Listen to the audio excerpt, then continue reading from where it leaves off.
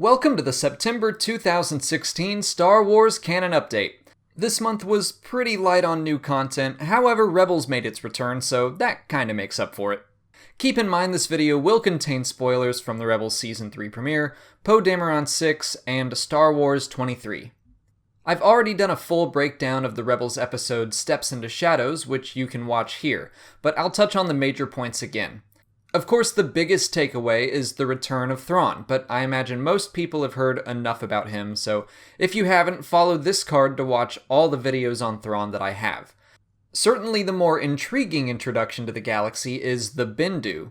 He seems to be a Force wielder on par with the father, son, and daughter from Mortis.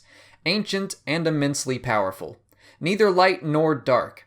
I have a ton of questions about this guy and the implications he has regarding the Force, but we'll probably just have to keep watching and waiting to learn more. Poe Dameron 6 ended the prison arc. This conclusion was much more satisfying and logical than the first arc. Poe and his team are able to outwit Terex and the prison warden. In his rage, Terex then rams his ship straight through the prison control station and then continues to shoot the fleeing escape shuttles, showing that Terex is ruthless, but also that his ship is totally awesome. Anything designed by Grand Moff Tarkin should be. The next arc looks like it will be about Poe flushing out the mole in the Resistance at Leia's request. You can see my full breakdown of the issue here.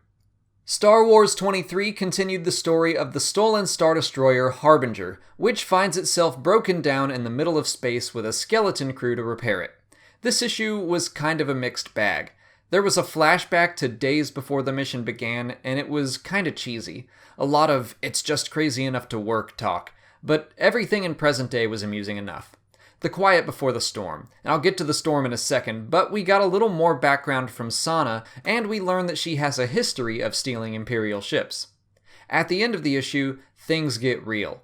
A pretty gruesome distraction allows an Imperial shuttle to sneak by scanners with a boarding party, and it's the elite stormtroopers. I am so psyched for the next issue, a bunch of rebels trapped in space and being taken out by actually competent stormtroopers. That's my kind of story, and I can't wait to read it. The fourth issue of the comic adaptation of The Force Awakens also came out this month, and I still say skip it unless you are super into comics. Also, a young reader book called The Force Awakens Finn's Story was released. But that's it for September. Again, a really light month. October should give us a lot more to talk about, so make sure to tune into the next edition of the Canon Update on November 1st.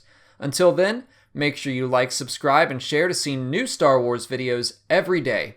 Thanks for watching, and may the Force be with you.